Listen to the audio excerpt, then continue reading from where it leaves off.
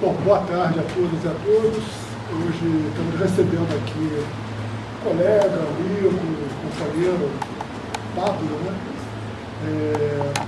Pablo Ticolé, que é doutor em Geografia e Planejamento Territorial e Urbanismo pela Universidade de Sorbonne, diretor do Programa de Desenvolvimento Territorial e Estudos Metropolitanos do Instituto de Geografia da Universidade de Buenos Aires, né? E é professor dessa mesma universidade. Né? É professor convidado de várias universidades estrangeiras, né? De Sevilha, São Paulo, Frankfurt, Alberto, a Universidade do Rio Grande do Sul, Pernambuco, e atualmente o Pablo também é membro da Rede Ibero-Americana de Pesquisadores sobre Globalização e Território, né? Membro também da RELATU, né? Então tem uma forte presença no debate latino-americano. Né? E o Pablo tem uma contribuição relevante sobre o tema dos modelos de desenvolvimento urbano na América Latina. Né? E tem um livro bastante importante que é sobre a globalização, né? E sobre um livro que procura discutir as metrópoles brasileiras para além da globalização. O Pablo vem se dedicando um pouco ao estudo que converge um pouco com as nossas preocupações atuais aqui no Brasil, de pensar as mudanças do modelo de desenvolvimento urbano na América Latina. Eu creio que essa vai ser, digamos, o ponto central da fala do Pablo. Então, publicou recentemente um artigo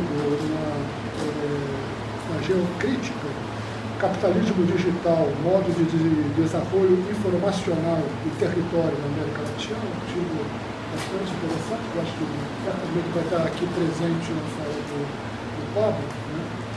Então a ideia é essa, que o Pablo faça a exposição dele, e a gente então depois faz os comentários e estabelece aqui um diálogo com o Pablo. Pablo, muito obrigado pela tua presença aqui, novamente prazer em revê-lo. Bom, boa tarde a todas e a todos.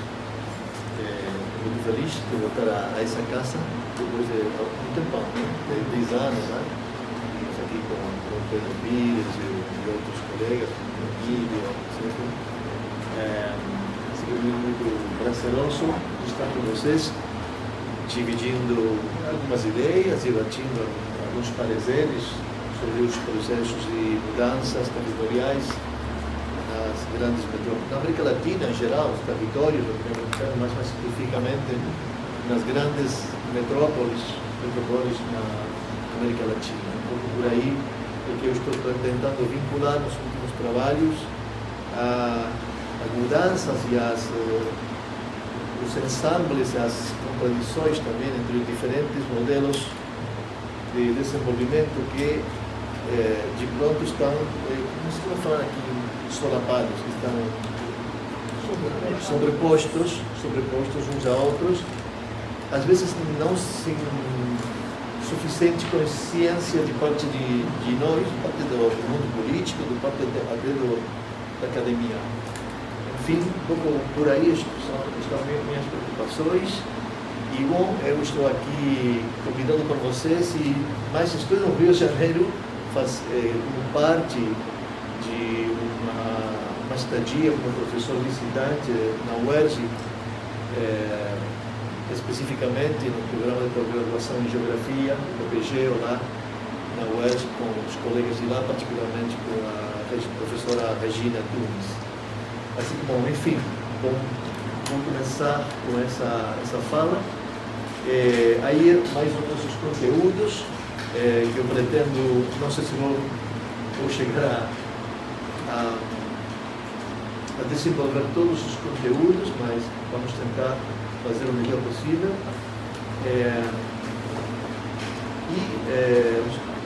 Entre os conteúdos, bom, destacar alguns contextos, os processos que eu chamo de radicalização neoliberal do Estado, a mudança também radical do sistema capitalista e os territórios que estão em processo de construção no contexto do capitalismo que eu chamo de neoliberal digital, a revisão dos modelos de desenvolvimento na América Latina, as metamorfoses territoriais das regiões, como as formas territoriais emergentes dessa etapa e as singularidades, algumas muito rápido, uma menção muito expeditiva sobre as singularidades de Buenos Aires nesse contexto e algumas reflexões finais. Bom, os contextos e pontos de partida tem a ver, então, em princípio, com a identificação de uma crise que não é somente uma crise global, é dizer, que atinge aos territórios todos no mundo, mas que é uma crise multidimensional, que tem a ver com aspectos não somente econômicos, não somente tecnológicos, mas políticos, mas geopolíticos, até bélicos, novos tipos de novas formas de enfrentamento, este-oeste. Além disso, é uma crise, a diferença das outras crises do capitalismo, uma crise que parece não ter fim. Uma crise que eu identifico como uma crise crônica, quer dizer, uma crise que permanece. E depois vamos voltar sobre essa questão.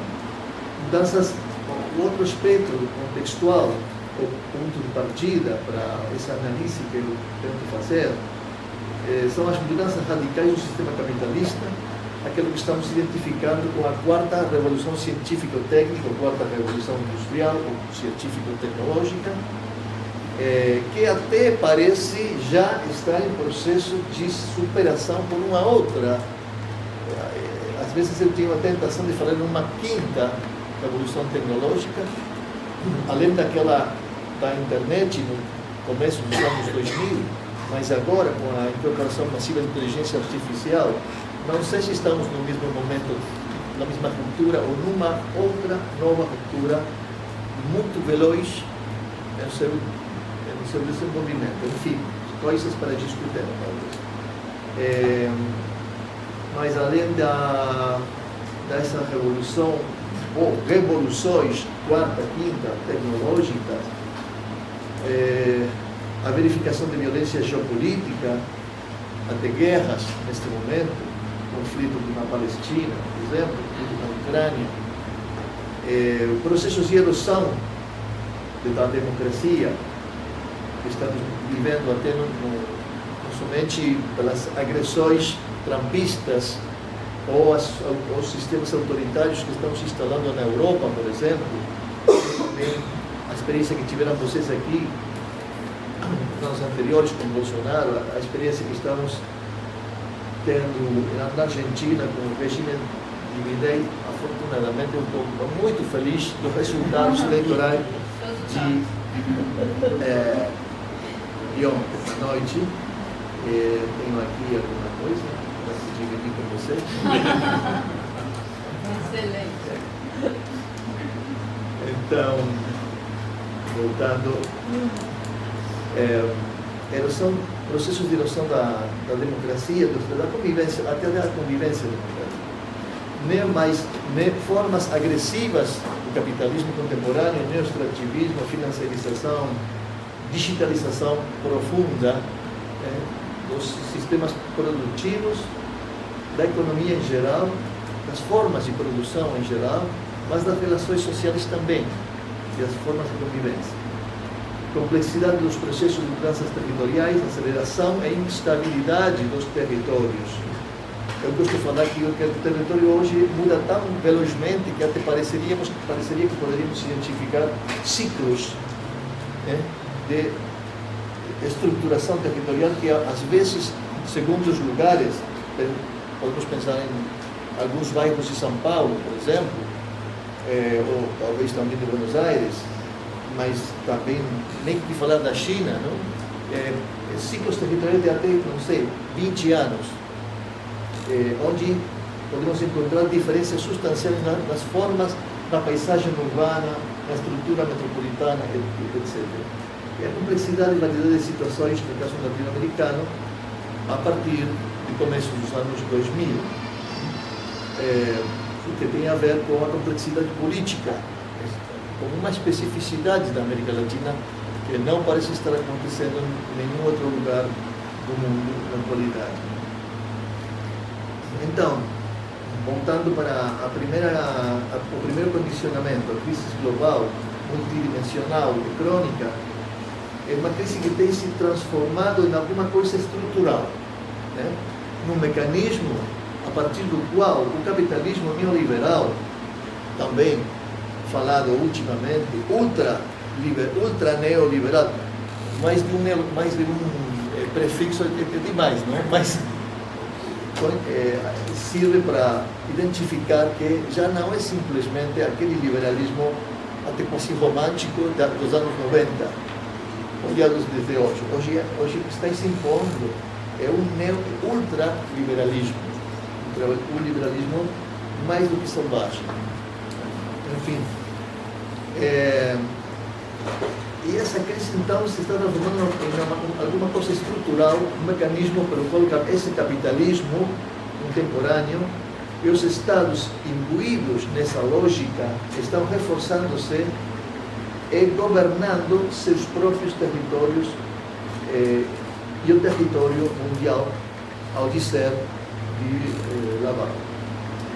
Então, assim definida, a crise é um contexto, é um condicionante que só as grandes estruturas governamentais ou corporativas são capazes de gerir no contexto dessa crise, esse tipo de crise prolongada, essa crise crônica, como eu gosto de chamar. Então, somente essas grandes estruturas, os estados, as grandes corporações, as empresas, as firmas globais, são capazes de administrar e de compreender o caos gerado por essa crise. Obviamente, do outro lado, estão marginados dessa capacidade de agir nessa crise, nesse contexto caótico, os pequenos produtores, as pequenas e medianas empresas, os trabalhadores, os cidadãos em geral, e até os governos locais, por exemplo, também. Enfim, eu acho que, na verdade, nossos governos, a maior parte dos governos americanos, também não conseguem agir eficazmente no contexto dessa crise. É uma crise que favorece a concentração do poder no mundo. O poder tanto seja político e geopolítico como o poder econômico. Por isso eu falo das macroestruturas corporativas de um lado e governamentais do outro lado, mas governamentais pensando no sistema de dominação, quer dizer, das estruturas governamentais que tempo atrás falaríamos em imperialistas, compõem parte da estrutura global do poder nesse tema. Enfim. Então, assim definida, a crise é um contexto, é um condicionante que só as grandes estruturas são capazes de agir aí, reforçando as históricas desvantagens da maioria dos cidadãos, dos pequenos produtores de bens e de serviços. O segundo ponto que eu queria discutir com vocês é isso que eu estou chamando de radicalização neoliberal ou ultra-neoliberal do Estado, um Estado que tende, ao dizer da Saskia Sassen, a se desnacionalizar. Não é desregulamentação, simplesmente. Não é liberalização, simplesmente, sino um processo de perda de raízes nacionais em tanto os Estados, nos sentidos objetivos dos Estados, no desenho de suas políticas. E, além disso, de desnacionalização, que é um conceito que utiliza Saskia Sassen, o outro conceito que utiliza o Brenner é o conceito de rescalamento do Estado. Um Estado que se identifica mais inserido numa malha de poderes globais que numa malha de poderes que tem a função, a natureza, as atribuições para compor uma nacionalidade ou nos estados multinacionais, como a Bolívia, por exemplo, a Espanha, de compor os pedaços, né, dessas construções nacionais ou plurinacionais. Então, o Estado Social tem virado, a partir dos anos 90, sobretudo, para um Estado neoliberal e hoje já poderíamos falar com Saskia Sassen de um processo de desnacionalização do Estado. Por quê? Porque se gera uma produção de novas regulações, de normas, leis favoráveis para a concentração do capital. Esse processo é um processo que está, ao meu ver, está se acelerando tragicamente a partir dos anos 2008 e a partir da utilização massiva das redes sociais e das diversas formas de digitalização da economia, dos mídias, das TICs, etc. Então, esse processo está então em uma situação de aceleração. E a mudança na regulação e o reposicionamento do poder estatal perante os organismos internacionais, essa é outra explicação do que significa a desnacionalização do Estado. Portanto, os Estados nacionais vão para um maior envolvimento, engajamento com a globalização e ao mesmo tempo para um redimensionamento ou reescalamento do papel do Estado-nação. Então, nesse contexto conceitual, redimensionamento, reescalamento do papel de desregulamentação e liberalização aparecem na literatura científica, nas narrativas políticas, aparecem, ao meu ver, conceitos eufemísticos sobre a nova natureza real do Estado, que é desnacionalizadora. Em outras palavras, o Estado enfraquece suas representações populares para acrescer as representações dos interesses globais. E aí é onde também encalha a erosão da democracia e as liberdades e direitos cidadãos, onde são erosionados esses direitos e liberdades. E coloca-se em questão a própria democracia como um pano de fundo de convivência e de desenvolvimento. E esse é um fenômeno que estamos olhando mais e mais cada dia, com as narrativas agressivas do Trump, de outros presidentes do mundo, de algumas lideranças aqui na América Latina. Bom, aquilo que já mostrei. Então, o terceiro ponto tem a ver com a identificação de alguns rasgos da mudança radical do sistema capitalista. Não vou me deter muito nisso, porque vocês conhecem muito bem.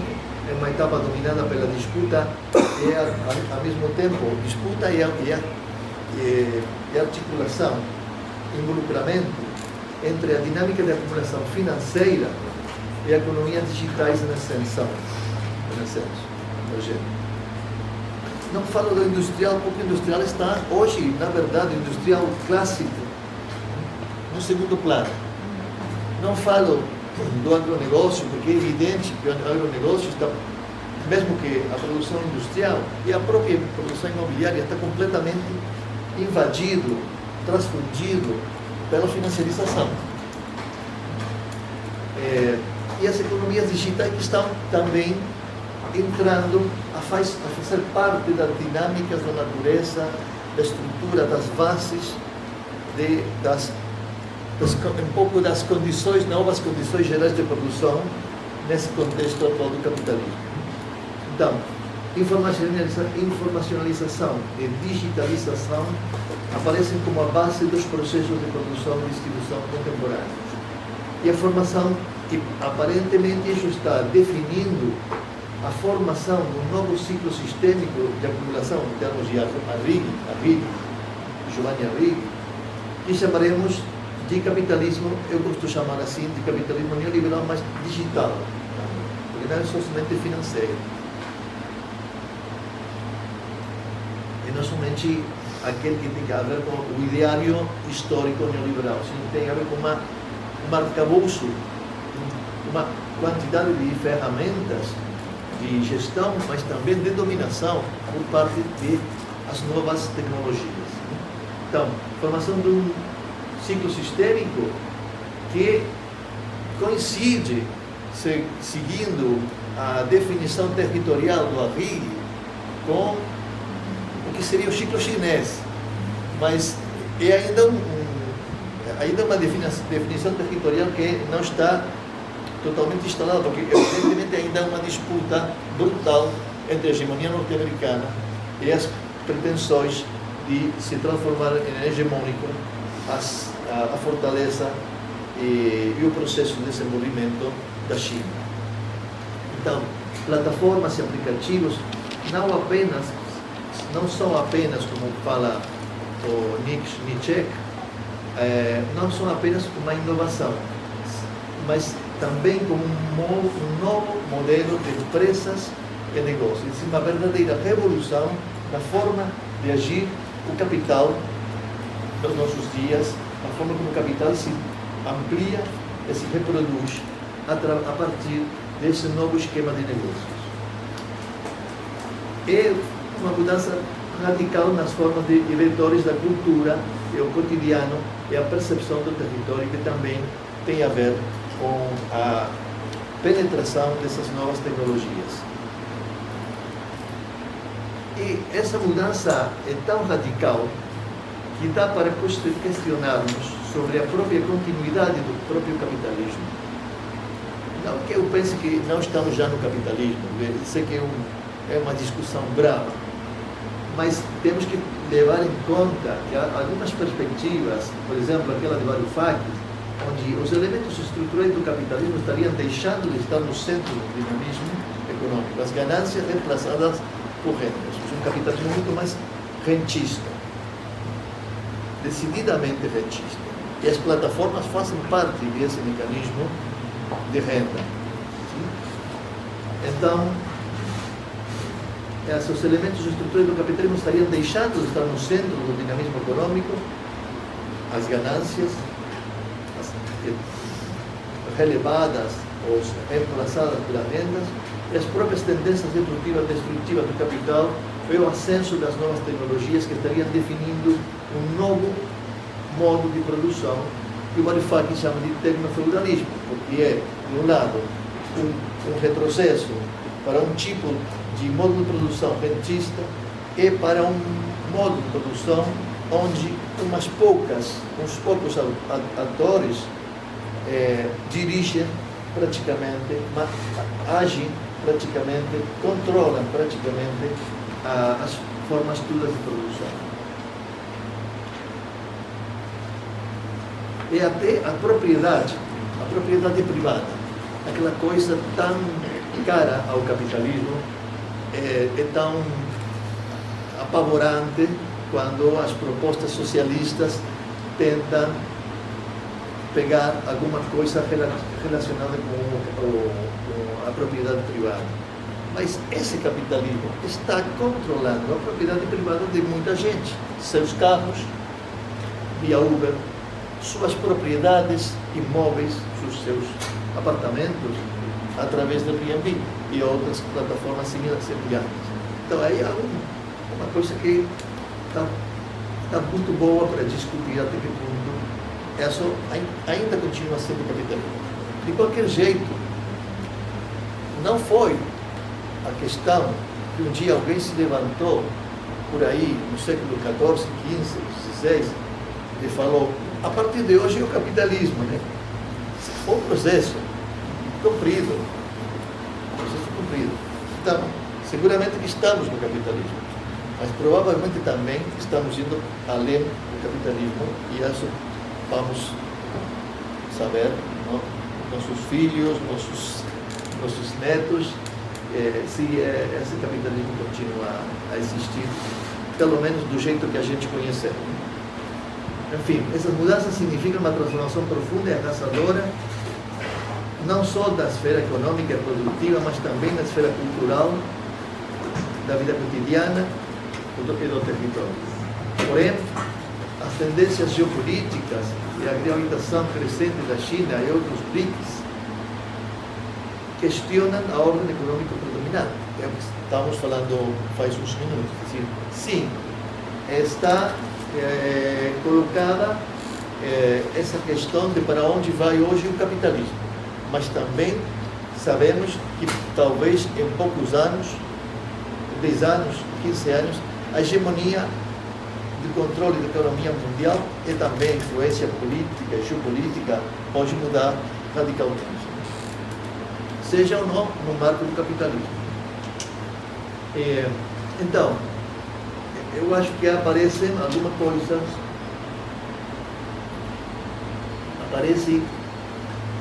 no cenário alguma coisa que poderíamos chamar de os territórios do capitalismo neoliberal digital, seja territórios diferenciados daqueles territórios do capitalismo convencional, do capitalismo, não sei, fordista e até pós-fordista nas primeiras décadas de desenvolvimento do fordismo ou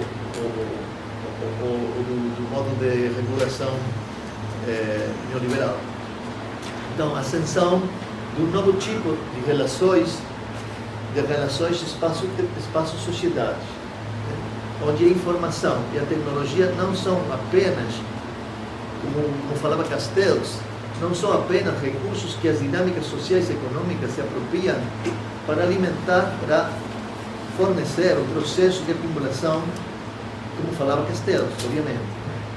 Na verdade, esses são fatores chaves para a construção de novas estruturas socioterritoriais de poder, de modo a garantir o controle ideológico, político, comportamental e até de preferência dos cidadãos, até de preferências eleitorais. Então, nesses territórios aparecem novos processos de deslocalização ou de relocalização, mas gosto mais de deslocalização porque às vezes não é simplesmente uma recolocação no território de uma mesma atividade, sino de desaparição desse tipo de atividades. Não é o traslado de Detroit para a fronteira do México, da indústria de Detroit para México. É o levantamento completo, às vezes, de processos produtivos. Então, por isso, às vezes, é deslocalização, às vezes é relocalização produtiva em larga escala, mas em larga escala, com recentralização espacial da produção e do emprego.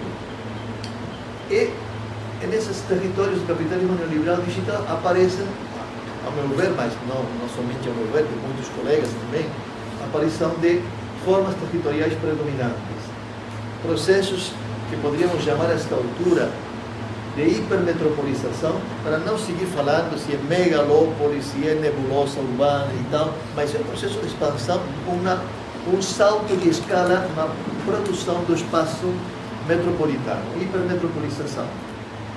As cidades globais, no sentido mais estrito, como falava e considerava conceitualmente a Saskia Sassen, e as mega-regiões, que não é o mesmo que uma grande metrópole, não é o mesmo que hipermetropolização, não é a mesma coisa que a metápolis de Asher, por exemplo, não é a mesma coisa que a nebulosas urbanas,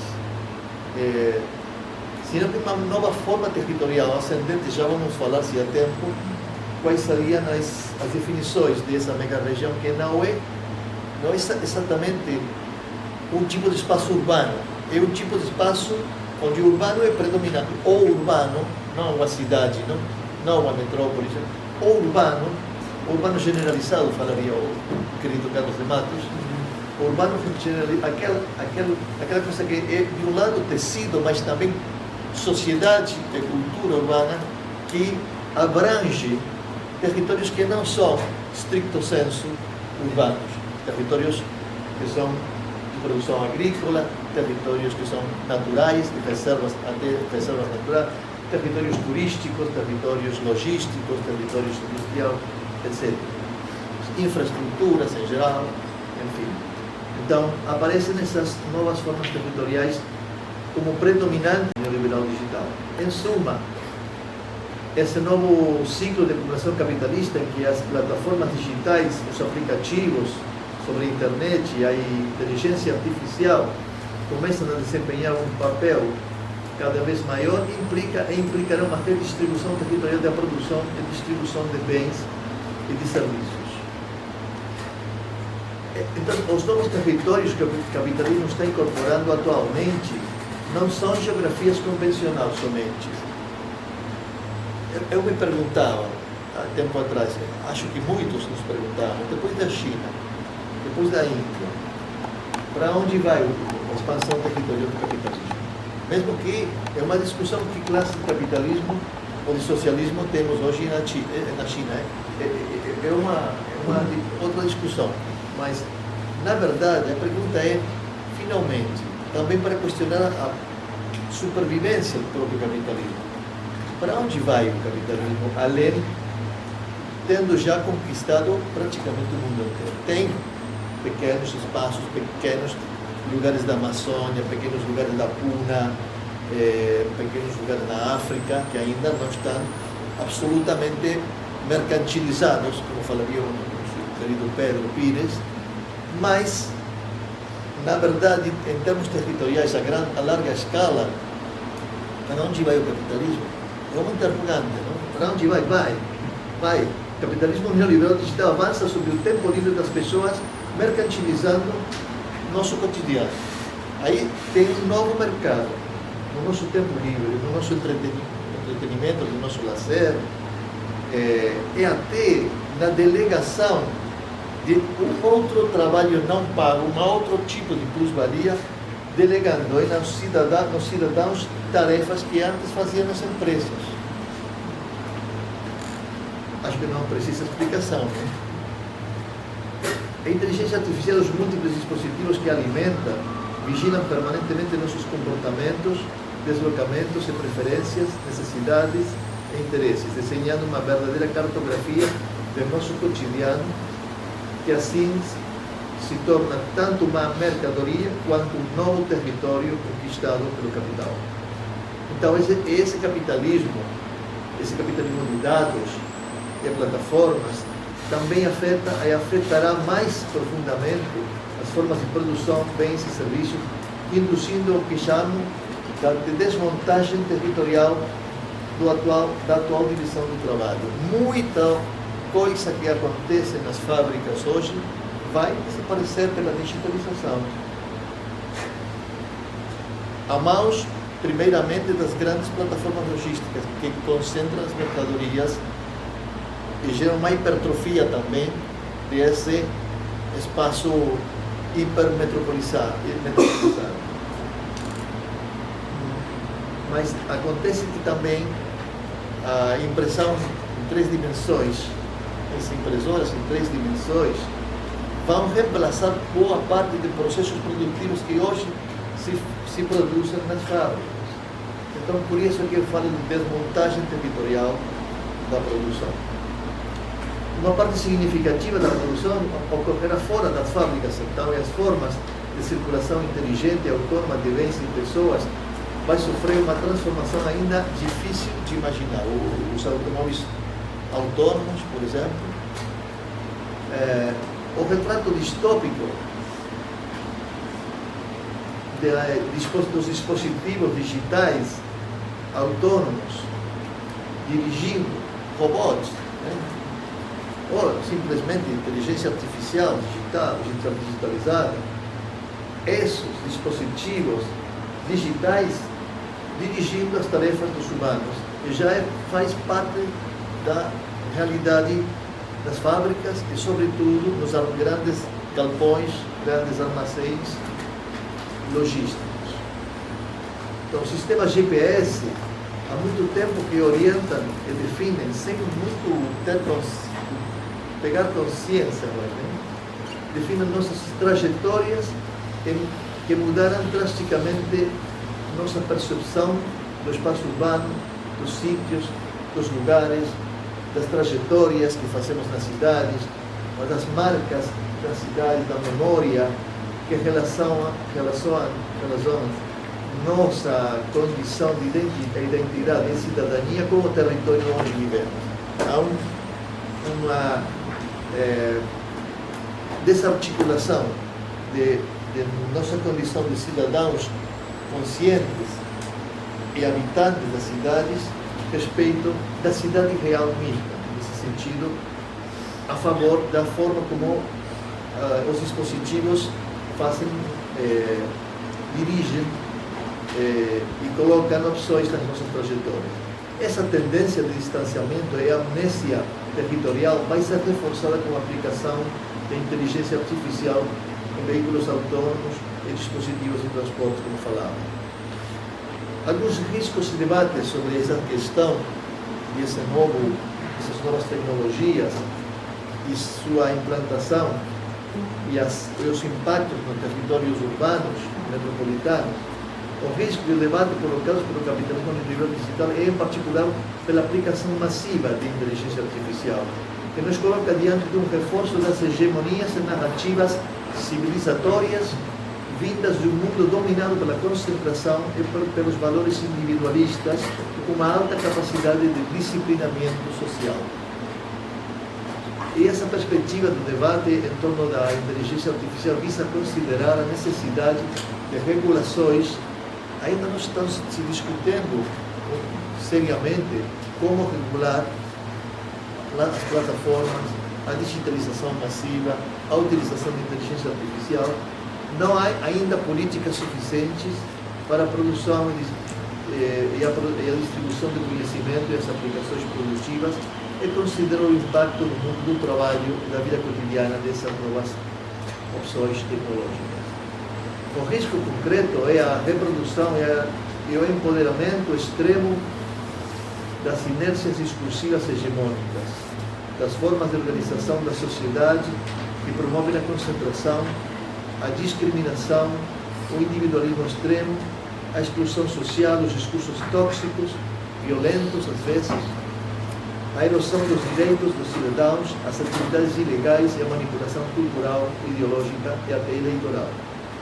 Trata-se então de aumentar o capital do conhecimento, as competências dos trabalhadores, os direitos dos cidadãos e proteger as faculdades essenciais da espécie humana: pensar, falar, escrever, criar.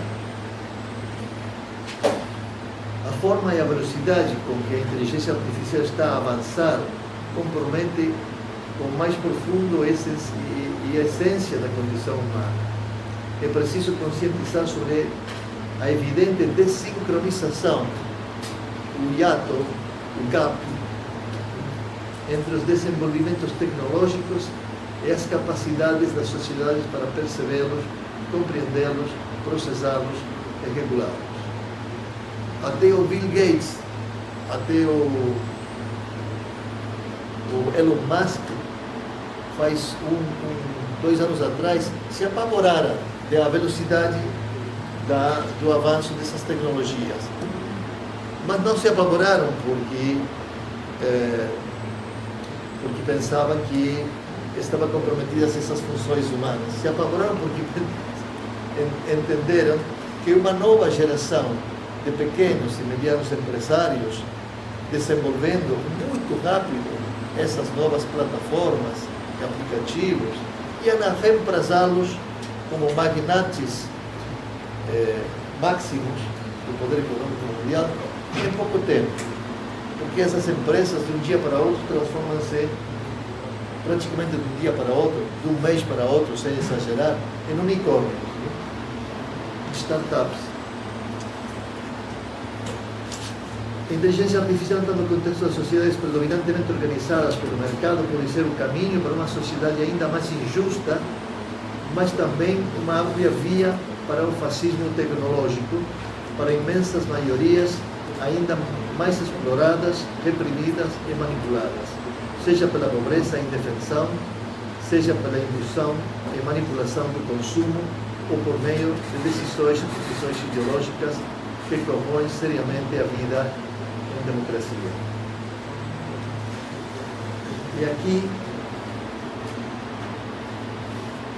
temos que pegar tomar atenção, não sei se mais adiante eu vou retomar a questão, mas temos que pensar que já não é somente a exploração do trabalhador e dos cidadãos em geral a partir da captação de plusvalia. Também hoje o incremento incessante e injustificado dos preços dos bens e dos serviços é uma outra forma de expoliação dos consumidores, sejam trabalhadores ou sejam simplesmente classe médias profissionais, que também deveriam ser identificados como trabalhadores. Mas é outra questão mais sociológica que não vou me meter aí. Então, capitalismo neoliberal digital, modelos de desenvolvimento na América Latina, somente para salientar que a América Latina parece ir navegando nos últimos 25 anos, 30 anos, digamos assim, mas mais evidentemente nos últimos 25 anos, vai alternando a América Latina, os diversos países, entre o neodesenvolvimentismo e o neoliberalismo, mas aparece essa outra forma de desenvolvimento, que não é um tipo de desenvolvimento gerado como uma estratégia de desenvolvimento desde o Estado, como foi, por exemplo, a industrialização substitutiva, o desenvolvimentismo nos anos 60, 70 e tal, sino que é uma forma de desenvolvimento imposta justamente pelo capital, pelo predomínio, pela hegemonia do capital, e que podemos identificar como informacionalismo, não aquele informacionalismo mais estritamente tecnológico de Castells, mas um informacionalismo que tenta redesenhar a sociedade e os territórios de um jeito completo, radical. Então, no aparente, haveria três modelos em disputa: o retorno à recriação do desenvolvimentismo, neodesenvolvimentismo, o retorno do neoestruturalismo como uma filosofia, ideologia que sustenta as novas políticas na América Latina a partir dos anos 2000, baseadas também num certo neo-keynesianismo, o horror de Milley. Bom, o papel das lutas de governos populares na Bolívia, no Brasil, na Venezuela, Equador, Argentina, Uruguai, mais recentemente no México, na Colômbia e o Chile, que foram países durante muito tempo, sobretudo Colômbia e Chile, mais recentemente o Peru, muito identificados como os melhores alunos do neoliberalismo na América Latina. E, de outra parte, a afirmação do neoliberalismo, ou, como falaria Emil Sader ou Atílio Boron, pós-neoliberalismo, que seria o caso do Chile antes de Boric, da Colômbia antes de Petro, Peru, do Brasil do Bolsonaro, da Argentina de Milei.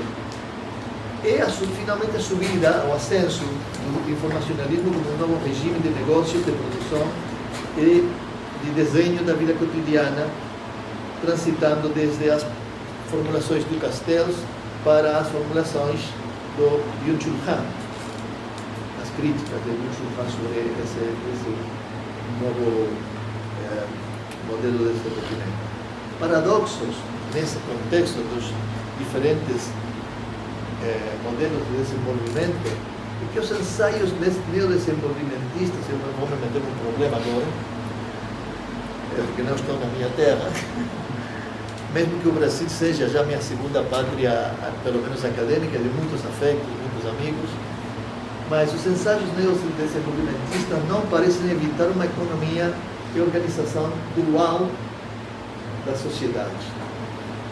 De um lado, temos experimentado, baixo o kirchnerismo na Argentina, baixo os governos do PT no Brasil, os governos de Correia no Equador, etc., a conquista, uma grande profusão de conquistas de direitos sociais, de ampliação de direitos e até uma certa redistribuição. Mas, ao mesmo tempo, uma economia baseada na reprimarização, baseada no extrativismo selvagem, é a articulação, a expansão do da associação entre financiarização e imobiliário descontrolado, muito evidente nos últimos 25, 30 anos. E que, sem dúvida, é minha posição, os governos progressistas na América Latina não conseguiram desmontar.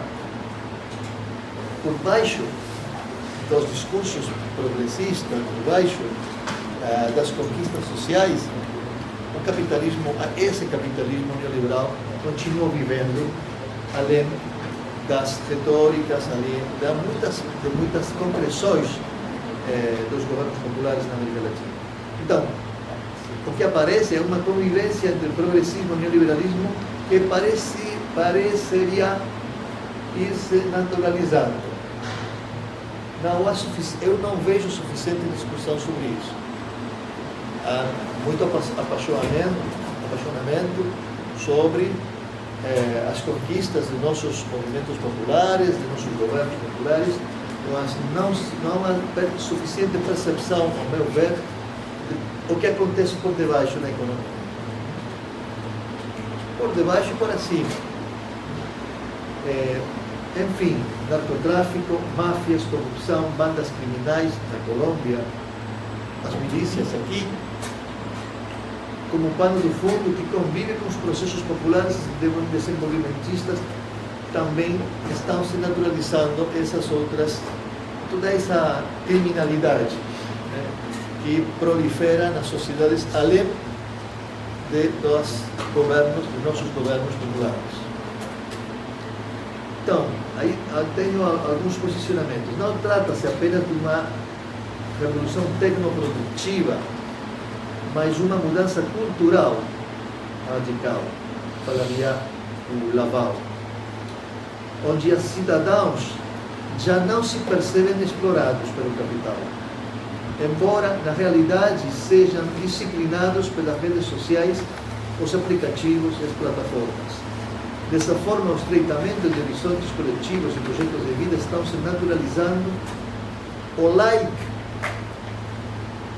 o gosto, não sei como falar, me gusta, o gosto, o like, está substituindo as antigas aspirações de transformação, para não falar revolucionárias, transformação social, solidariedade, justiça social, resistências em geral.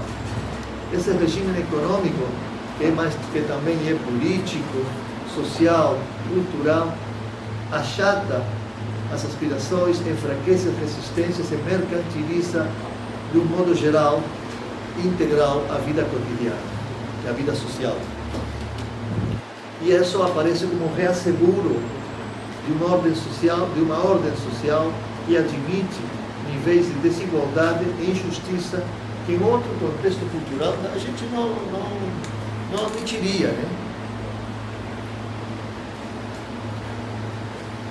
Então, a fragilidade e obstáculos dos governos populares, evidente, a convivência ou alternância com governos conservadores, neoliberais, ultraliberais, autoritários, etc.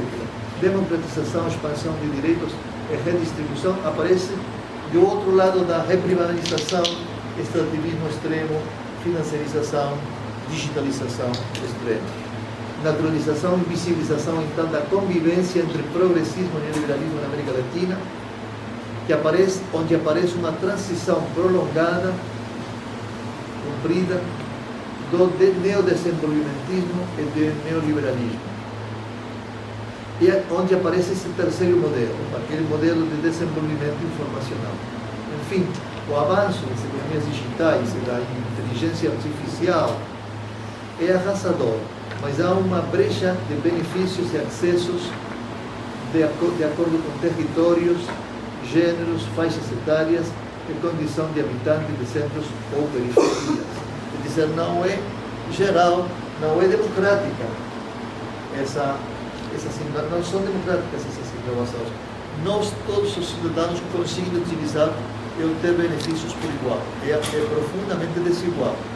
Então, portanto, o regime informacional reproduz e intensifica a concentração territorial e econômica, bem como a desigualdade preexistente em outras ordens de direitos, acesso à moradia, alimentação, saúde, educação, emprego, mobilidade, infraestrutura, etc.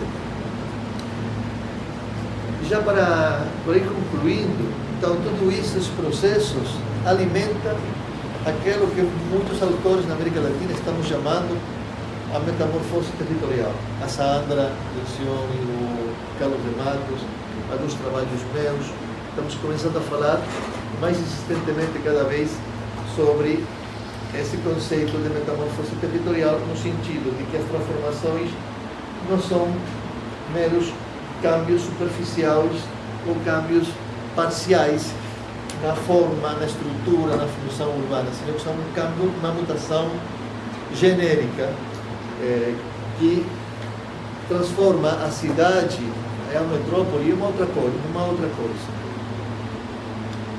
Então, a explosão da cidade colocou em crise os conceitos, os métodos de análise e os instrumentos de planejamento urbano. Ao falar, ao dizer da Saskia Sassen, alguns anos atrás, numa conferência em Buenos Aires, houve uma proliferação de conceitos fetiches que convidam a não pensar, aplicá-los de jeito mais ou menos direito, mais ou menos sem acríticos sobre o espaço. Então temos aí multidão de pesquisadores procurando onde a cidade se está globalizando, onde a cidade se está gentrificando, e acho que não é só o jeito de encontrar os verdadeiros fatores, a verdadeira natureza dessa transição metropolitana que estamos transitando. Então, metamorfose, mais do que simples transformações urbanas, metamorfose e adjetivações como consequência de uma mutação radical do capitalismo que impacta o urbano. Nos últimos 20, 30 anos, os pesquisadores urbanos gostamos muito de colocar nomes a esses processos e a o tipo de cidades, que é metápolis, cidade igual, Fomópolis. Eu falava numa época de cidade da metrópole mestiça, enfim, uma cidade global, uma quantidade de neologismos que somente conseguiam perceber uma parte, um aspecto, uma questão sectorial das transformações metropolitanas, que na verdade são estruturais, são gerais.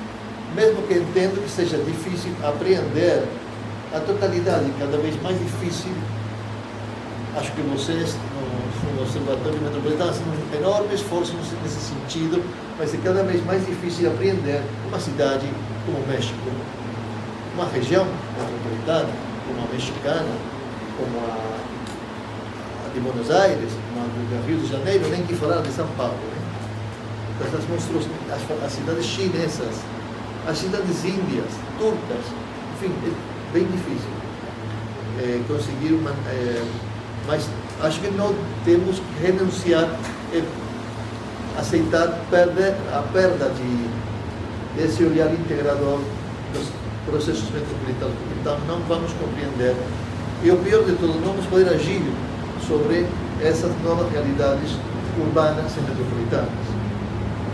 No fim dos anos 90, o urbanismo neoliberal tende a construir lugares urbanos cada vez menos orientados para a produção de polis, ou de cívitas, não sei como se fala realmente esse término latim, cívitas, não sei, é mais e mais para a extensão de urbs, fala Capel, Horácio Capel, produzindo uma ruptura entre os cidadãos e o território, e provocando desenraizamentos, anômia e amnésia territorial ao gerar espaços cada vez mais indiferenciados, clonados, globalizados, no pior sentido da expressão, como falavam numa época o Helf, o Marco G, etc. Então, a forma como o capitalismo utiliza o território, promovendo esse movimento metropolitano, quando não a construção de cidades, coisa que está acontecendo na China, mas acontecendo na América Latina nos anos 60, 70, a grande escala aqui no Brasil, na Argentina um pouco mais temprano, e nos últimos tempos, não é a cidade toda, mas sim o desenvolvimento de enormes projetos suburbanos, de produção de novas periferias, de novos subúrbios nas grandes metrópoles latino-americanas, os grandes condomínios como Alphaville, como Nordelta, etc. Então, produção de subúrbios a larga escala, que parece ser precisamente uma das formas como o capitalismo contemporâneo administra sua crise. Uma das formas como o capitalismo compreende, o capital de grande porte compreende e pode agir nesse caos, nessa desordem. De fato, como fala o Samuel Jaramillo, o grande capital virou drasticamente para o setor imobiliário nos últimos 20, 30 anos, em larga escala. Já o Harvey alertava que a crise norte-americana e global dos anos 20 e 30, em parte, se saiu dessa crise, os Estados Unidos saíram dessa crise a partir ou através da construção, da produção da Florida, como uma forma de colocar capitais de alto rendimento e de rápida colocação. Então, não é um processo novo, mas um processo muito mais intenso e muito mais espalhado no território daquele que já acontecia antes de meados do século anterior. Então, é por isso, entre os recursos que a cidade oferece ao desenvolvimento capitalista, que dissemos que o capitalismo precisa mais do que nunca, mais que nunca antes, do território, em particular do solo urbano, para a sua reprodução. Ao mesmo tempo que vai gerando um tipo de urbanização dependente, como você fala nesse livro, na América Latina, e produz novas formas territoriais, hipermetropolização, cidades globais e mega-regiões. A produção da cidade, então, aparece como uma alternativa intermediária entre a economia real, da produção de bens físicos, que vai, nesse sentido, no tempo, e a economia financiarizada, a produção fictícia do capital, que vai, nesse sentido, ampliando cada vez mais a brecha entre a reprodução fictícia do capital e a produção do capital a partir da ganância, a produção de bens e de serviços. Como é que o capitalismo consegue estreitar um pouco essa brecha a partir do imobiliário? Algumas visões recentes do fenômeno urbano chamam de extrativismo urbano a sobreexploração, a superexploração e supervalorização da terra para usos urbanos. De pronto se fala de novos subúrbios como mega mineria urbana, como oferece essa imagem, que é o acondicionamento, a preparação do território para a implantação de um tipo de Alphaville, no Nordelta, no norte da região metropolitana de Buenos Aires. E essa urbanização dependente que tem induzido mais cada vez e com maior clareza e aceleração distintas e sucessivas fases de modernização e renovação urbana, em função de imaginários e projetos das elites ou de projetos nacionais vinculados a modelos de desenvolvimentos e a impronta ideológico-política e até estética internacional ou global dominante. Então, o que temos é um redespliegue, como esses novos processos urbanos metropolitanos do capitalismo neoliberal digital, no contexto dessa briga entre neodesenvolvimentismo e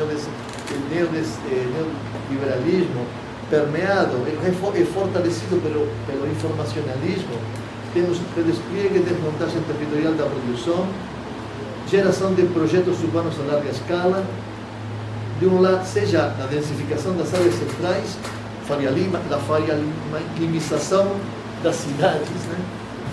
Hoje li um texto, não lembro de quem, que falava em os faria-limers, os atores hegemônicos. Edécio Fernandes. Um post do Edécio no Facebook. Enfim, de um lado, o processo de financiarização permite a conversão de imóveis em ativos financeiros. E isso é o núcleo, é o miolo da financiarização, prolongando sua realização em tempos compridos e gerando uma sobreoferta e vacâncias extraordinárias. De outro lado, a generalização das plataformas e aplicativos sobre a internet permitem a proliferação de aluguéis temporários, Airbnb, por casos reais, como falam Carrion, Cepeda e outros autores. E as novas gerações, as novas turmas ou gerações de plataformas logísticas potenciadas pelo uso de tecnologias digitais e inteligências artificiais, também descontroladamente alargando o espaço suburbano. E isso acontece nas periferias extensas, não? Mas no centro da cidade, os dark stores, os lugares de acumulação de mercadorias em pequena escala, e as ghost kitchen para o envio de pratos, de alimentos aos domicílios, aparecem, testificam o império da micrologística nas áreas centrais e os centros metropolitanos.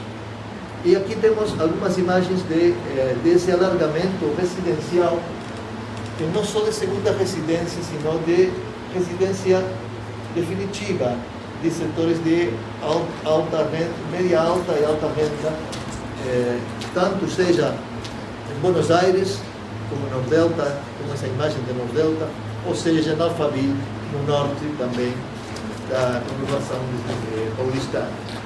E essa outra imagem que é espetacular, não? Lá vemos em outra escala, aqui Alphaville, aqui embaixo São Paulo, e aqui Cajamar, e aqui há uma ampliação de quanto está se modificando essa nova periferia, alargada, ampliada ao infinito por essas novas estruturas, esses novos produtos imobiliários que finalmente são isso, né? Novos produtos imobiliários, novas formas de comercialização do solo, nesse caso suburbano. Enfim, complexidade e diferencialidade dessa metamorfose metropolitana, identificação das complexidades e processos diferenciados temporalmente e territorialmente ligados a mudanças nas políticas macroeconômicas, sociais e de investimentos públicos é um tema emergente e relevante. Mas as políticas neoliberais dos anos 90, a partir dos anos 90, deram ao mercado e ao capital financeiro imobiliário um papel central no processo de redesenho e transformação da cidade. Enquanto isso, as tendências neodesenvolvimentistas surgidas em alguns países a partir do meados dos anos 2000, Brasil, Argentina, Equador, Venezuela, têm gerado algumas mudanças de tendência na estrutura metropolitana a partir de um choque de investimento público e alterando a distribuição de renda e os processos de valorização, produção, regulação e apropriação do solo urbano.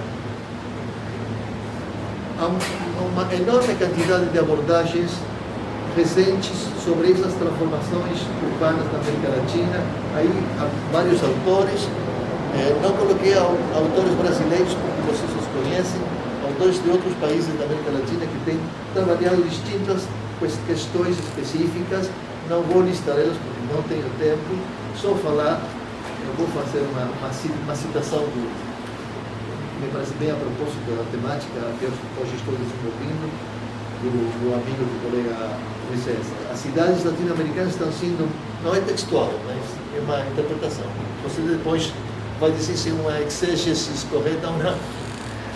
As cidades latino-americanas estão sendo moldeadas por uma nova forma histórica de dependência, baseada nos processos combinados e contraditórios de neoliberalização, globalização e financiarização, bem como pela crescente subordinação dos países periféricos às diretrizes políticas de organizações internacionais e potências dominantes, e pelo crescente uso do controle oligopolístico das tecnologias da informação e da comunicação, pela digitalização e pela plataformização do sistema capitalista. Um novo esquema de dominação, então, e dependência é basado no rentismo e no neoextrativismo financeiro e tecnológico, que está dando origem a uma nova fase na relação entre urbanização e dependência, que exige uma revisão das teorias sobre a produção do espaço urbano e o desenvolvimento das cidades na América Latina em particular. Então, estamos indo para um território capitalista de mega-regiões, estamos perante de um novo salto de escala. Aí há duas questões centrais que quero colocar. Um novo tipo de espaço de informação, em termos de escala, formas, função e estrutura. É um novo tipo de organização econômica e social que supera os conceitos convencionais de cidade e de metrópoles. Em termos de Borges e Castel, uma sociedade urbana sem cidades, sem aquilo que conhecíamos como cidade, lugares de encontro, de sociabilidade, de resistência e tal. Não é que não estão as cidades, só que não estão na centralidade desse processo de desenvolvimento metropolitano. Aqui, algumas imagens, também a região São Paulo, Rio de Janeiro, do México Central, essa pretendida mega-região rio-platense, muito mais espalhada, mais estendida, mais laxa, em algum sentido. Enfim, não vou voltar para não aborrecer vocês. O conceito de mega-região, acho que conhecem, basicamente tem a ver com a complexidade e a intensidade, tem que ver com esse salto de escala, tem que ver com a ideia da diluição. Você vai diluindo o urbano nessa outra estrutura muito mais ampla, mais espalhada, mais complexa, que incorpora diferentes tipos de espaço que não são somente espaços urbanos estricto sensu. E, enfim, nesses saltos de escala e nesses processos de construção de mega-regiões, identificamos, num trabalho com a Eliana, quatro dimensões desse salto de escala, desse rescalonamento. Uma territorial, que tem a ver com as escalas como construções históricas e que não devem ser naturalizadas nem cosificadas, como bem fala Saskia. É uma expansão urbana metropolitana descontrolada. Por isso, trata-se de um rescalonamento territorial, em larga escala. O crescimento das interações na esfera relacional entre territórios. Redimensionamento e ressignificação funcional, social e econômica dos territórios e das articulações entre os distintos pedaços do território, de funções dos territórios que compõem essa nova forma urbana, forma territorial que é a mega-região. Enfim, rescalonamento temporal em termos de espaço-tempo, no sentido que os lugares aproximam-se entre si, e que antes eram percebidos como mais distantes. Por quê? Por as inovações em tecnologia da comunicação e informação, por incremento da acessibilidade, por melhorias em infraestruturas de transporte, pelo aumento de conforto e segurança em tempos de traslado em veículos particulares ou públicos, coletivos, e pelas mudanças nos estilos de vida e pausas de consumo, a aparição massiva de segunda residência nas áreas de praia, por exemplo, na serra, nos lagos, nas lagoas, e pelo incremento de quantidade de viagens ao longo do ano, a partir da instalação cada vez maior de feriadores mais compridos, cada vez que é um incentivo para o deslocamento para umas férias curtas e ter então uma segunda residência na praia, na serra, no rio, na lagoa, enfim, nas áreas naturais. Mais escalonamento também do capital, enlargimento da escala dos investimentos privados, diversidade de atores locais, nacionais, globais, e formas de produção e comercialização imobiliária. Empreendimentos imobiliários de maior porte e complexidade, aquisição, desenvolvimento e comercialização de grandes frações de mais de 20 hectares. Não sei exatamente o espaço da Alphaville, mas Nordelta tem 1.700 hectares, quase 2 km². E tem hoje na Argentina pelo menos 10 urbanizações desse porte, de mais de 1.000 hectares. Até na praia, até nas áreas naturais, nas áreas turísticas. O capital corporativo aparece então nas 3 últimas décadas como principal agente produtor e configuração configurador do espaço urbano. E, finalmente, rescalonamento da governança, mas, curiosamente, nesse caso, um rescalonamento regressivo.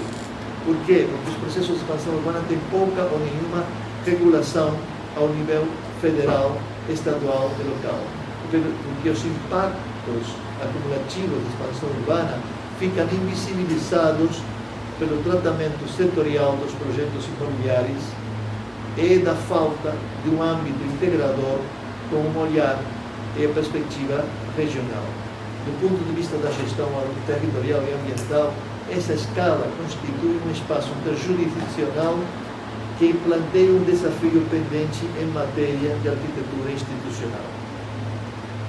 Talvez o Brasil tentou gerar algumas instituições, e depois falaremos como que tanto deu certo, né? Enfim, essas metamorfoses no contexto de mudanças nos padrões de desenvolvimento capitalista e na América Latina, das mudanças dos modelos de desenvolvimento e a constituição dessas novas formas espaciais aparecem como desafios para o planejamento territorial na América Latina. Efetivamente, a especulação imobiliária e a hiperbolização do solo, a exploração da oferta de distintos produtos imobiliários tem mudado de escala e intensidade dos usos do solo na extensão do urbano e das condições gerais da produção. Em paralelo, os processos de financiarização e digitalização avançam sobre a economia e sobre a vida cotidiana, traçando lógicas de produção do território em escalas territoriais mais abrangentes e amplas. O velho e o novo se confundem, se interpretam-se. As velhas tendências para a concentração e valorização, as novas tendências de expansão, o aprofundamento sobre o protagonismo da especulação imobiliária financeira, todos esses processos contraditórios, porém, convergem, são convergentes. Em Buenos Aires estão acontecendo processos que estão um pouco contraditórios com tudo isso que temos estado falando e com a comparação que podemos estabelecer com outras grandes cidades latino-americanas. Na houve maiormente um processo, até Milei, pelo menos, não temos informação de quanto está-se hoje desindustrialização, sabemos que é muito forte, sobretudo a nível das pequenas e medianas empresas industriais, mas até o 23, na verdade, não houve um processo significativo de desindustrialização metropolitana, sim de relocalização ou concentração expandida, como falava o Carlos de Matos, da industrialização no contexto da expansão metropolitana. O centro de Buenos Aires, o centro histórico, não é um centro histórico patrimonial, como aquele de Quito, por exemplo, ou de México, mas o centro, o CDB tradicional de Buenos Aires não se degrada, a diferença que podemos observar no caso de muitas metrópoles latino-americanas, México mesmo, São Paulo, etc., o Rio. Novas centralidades suburbanas complexas aparecem, novas centralidades urbanas, mas com preeminência ainda da centralidade tradicional. Quer dizer que a diferença de, por exemplo, São Paulo, onde as centralidades vão se localizando sucessivamente mais e mais para fora da centralidade tradicional, as centralidades de Buenos Aires, as centralidades dos negócios, as centralidades complexas em Buenos Aires conservam 70% das oficinas, dos escritórios, tanto seja da política como seja das grandes empresas. Com certeza há um certo processo lento e parcial de deslocamento para a periferia da própria cidade de Buenos Aires e também para a periferia metropolitana, ou seja, a periferia além da cidade autônoma de Buenos Aires. A vitalidade do comércio da rua não diminuiu e os centros comerciais, shopping centers, essas infraestruturas, esse tipo de infraestruturas de formatos comerciais, tem uma presença limitada, eu diria até secundária, no comércio na estrutura do comércio na região metropolitana de Buenos Aires, a diferença de muitos outros países da América Latina, muitas outras cidades da América Latina. A revitalização de subcentros maduros, históricos, que explodiram, que se formaram com muito vigor, com muita força nos anos 50, 60, a 10, 20, 30 quilômetros de Buenos Aires, se constituíram centros a certa nobreza em termos de paisagem urbana, de complexidade, de oferta de serviços. Nos anos 90, 2000 e 2010 se revitalizaram e até sofreram os processos de micro e muito tênue gentrificação ou de sofisticação comercial, mais propriamente falado. Né? Então, esse é também um processo que eu não encontro muito hoje.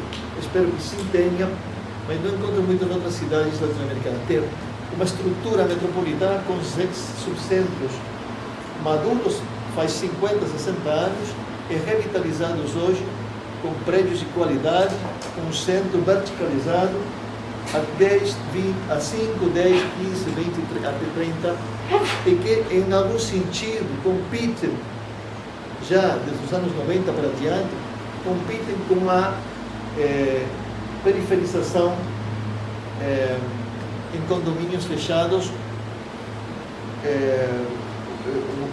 unifamiliares na periferia, como é o caso de Nordelta e outras 700 urbanizações tipo condomínio fechado na periferia. Então, há uma quantidade, uma boa metade da população em Buenos Aires que prefere viver na centralidade, seja a centralidade da cidade de Buenos Aires, seja as subcentralidades metropolitanas abertas. É um caso que eu acho relativamente distintivo do caso de Buenos Aires. A dinâmica imobiliária 90-25 não teve a relevância observada em outras metrópoles latino-americanas, mas eu acho que isso não é uma virtude, senão tem que ver com as crises econômicas profundas e sucessivas que tem a economia argentina. As diferenças no valor do solo urbano diminuem entre as áreas da cidade e certas áreas do conurbano, que chamamos. Lá não falamos de aquela coisa discutível aqui de subúrbio, periferia. Lá é conurbano. A maneira popular de falar daquilo além da cidade autônoma de Buenos Aires, do centro da cidade, é conurbano morelense. Né? Presença limitada da financiarização. Realmente tem que procurar com lupa a financiarização nos processos imobiliários em Buenos Aires. E até no agronegócio. Não digo que não há, que não existe. Seguramente se estivesse aqui assim agora a gente teria um choque de realidade, mas não conseguimos captar em nossas pesquisas um processo massivo, forte de financiarização ou sequer de presença de atores estrangeiros a grande escala nos processos de redesenvolvimento urbano e metropolitano em Buenos Aires.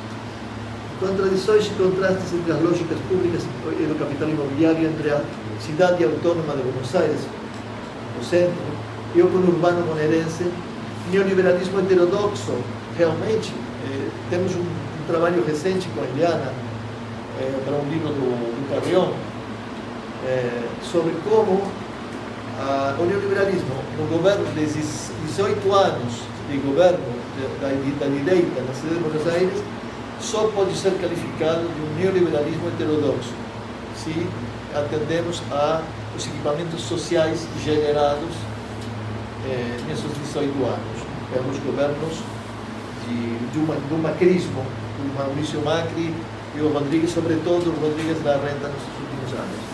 E, por contra, o neodesenvolvimentismo intersticial, parcial e fraco no conurbano bonaerense, a partir de governos populares, predominantemente populares, na província de Buenos Aires, com impacto muito forte, obviamente, sobre o conurbano. Vocês sabem, a propósito das eleições de ontem, o conurbano bonaerense, a região metropolitana de Buenos Aires, tirando a cidade de Buenos Aires, são 15 milhões de habitantes, são 14 milhões de habitantes, 12 milhões de habitantes. dos quais 10 moram no conurbano monolítico, fazem parte da região metropolitana. É muito pouca população, o resto dos 300.000 km², dos outros 135 municípios da província de Buenos Aires. Por isso, ontem a eleição se definiu no conurbano. É uma eleição da província, de autoridades provinciais, de vereadores, de deputados para o legislativo provincial. E se definiu no conurbano. É essencialmente, historicamente, o bastião bunker, né? do peronismo, kirchnerismo e tal. Ontem, no discurso do governador, feliz, desapareceu a categoria kirchnerismo, desapareceu. Ele falou só de peronismo. Enfim, coisa bem interessante para discutir sociopoliticamente. Enfim, algumas reflexões finais, hipóteses, um monte de hipóteses. Os processos de metamorfose urbana e a formação de novas tipologias espaciais como as mega-regiões, constituem um novo patamar no processo de urbanização que responde às necessidades de integração e funcionalidade do capitalismo global atual e das suas crises. No contexto da reestruturação econômica mundial, o Estado tem mudado seu papel em matéria de desenvolvimento territorial em função dos interesses globais, isto é, tem gerado as condições políticas, administrativas, fiscais e econômicas para a implantação e desenvolvimento do capital corporativo, fundiário, produtivo, imobiliário, financeiro, digital no território. As novas formas de produção do espaço aprofundam as deficiências do planejamento urbano, territorial e ambiental, desafiando a governança desse tipo de espaços ao permitir a preeminência dos interesses do capital imobiliário financeiro, fornecendo processos descontrolados de apropriação, usos e valorização do solo. Os processos especulativos já não só acontecem nas áreas centrais das cidades ou nos bordes metropolitanos, senão também têm avançado sobre ribeiras fluviais, florestas, lagoas e sobretudo nas faixas litorâneas de alta vulnerabilidade, expandendo os negócios imobiliários, abrangendo mais cada vez áreas turísticas e naturais que vão tendo um uso cada vez mais intensivo e permanente o ano todo. O predomínio do capital corporativo na produção do espaço alimentou a metamorfose metropolitana em direção a um novo tipo de tecido suburbano e sociedade urbana. Esse processo foi criando ou aprofundando mercados imobiliários especializados, condomínios residenciais, parques industriais, plataformas logísticas, centros empresariais, todos eles com uma mesma lógica de apropriação, produção e comercialização do espaço urbano ou rural persistente. Em termos territoriais, as transformações tendem a reforçar e reproduzir e ampliar os padrões de localização do modelo desenvolvimentista, mas com um viés neoliberal de maior segregação e fragmentação socioterritorial, potenciado pelas economias digitais e inteligência artificial, conformando uma nova etapa da urbanização dependente. Muito obrigado, é isso que queria dividir com vocês.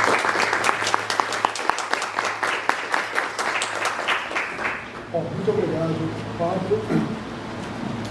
Acho que a gente agradece também por essa contribuição de tentar construir um marco teórico necessário para a gente dar conta das mudanças que a gente está vivendo, quase que epidermicamente, e que a gente tem muita dificuldade também de ter uma compreensão mais conjunta.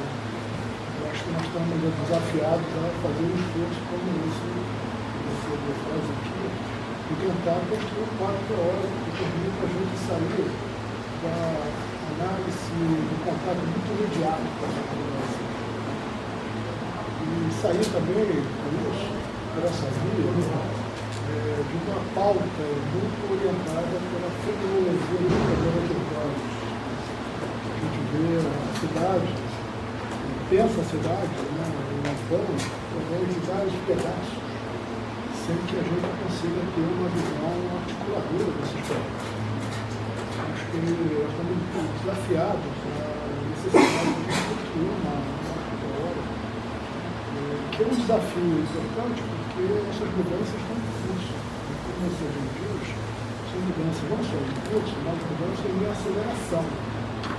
Então, em determinado momento a gente está falando das TIC, das plataformas, daqui a pouco já são inteligência artificial. Então, isso coloca um desafio para a gente construir esse marco teórico.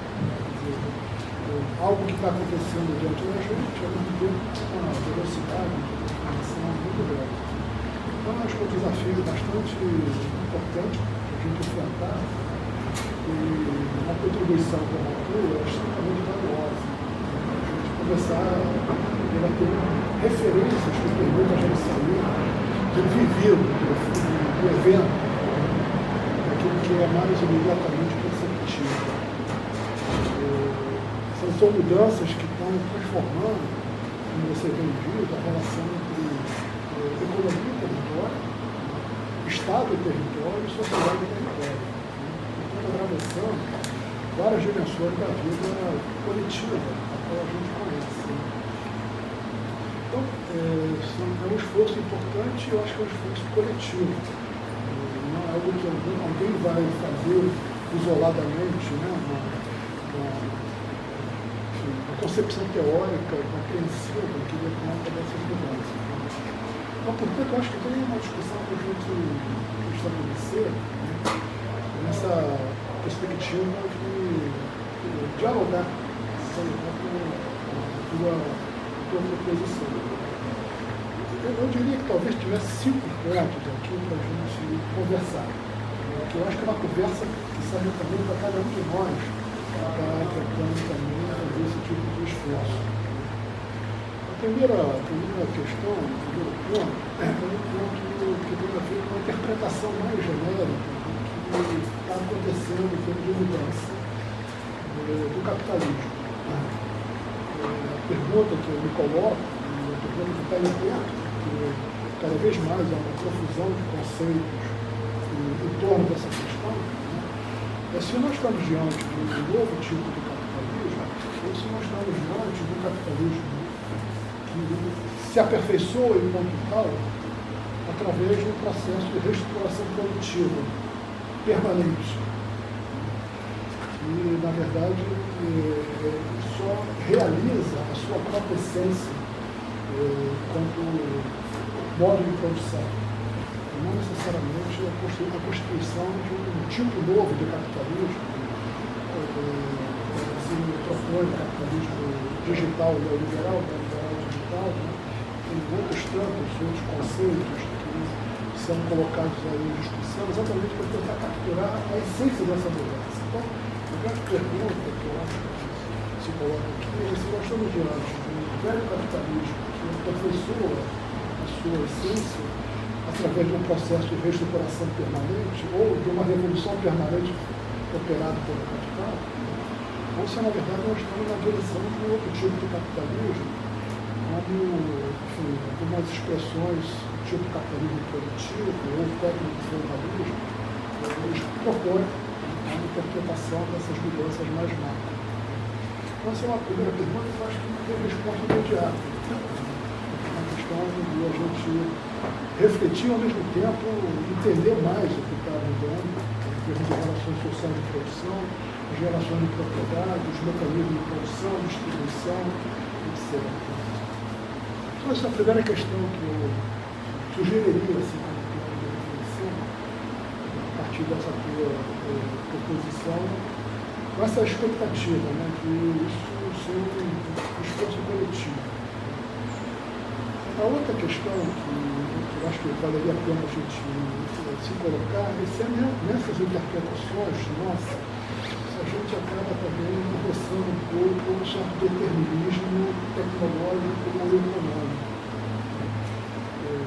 Usando, quer dizer, identificando essas mudanças tecnológicas e econômicas como sendo uma chave totalizante de interpretação dessas mudanças. Né?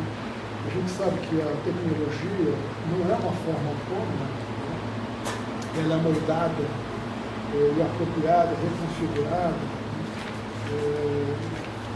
por forças, né, que são estatais, forças que estão em contextos culturais, etc., e tem resistências. Então, que medida a gente, nessa interpretação, acaba também maximizando a interpretação que vai na direção do conceito, ele é contraditório. Ele gera simultaneamente novas formas de exploração, novas formas de conexão e acesso à informação. Concentração de riqueza e oportunidades para o empreendedorismo, inovação para países periféricos, unicórnios na periferia. Né?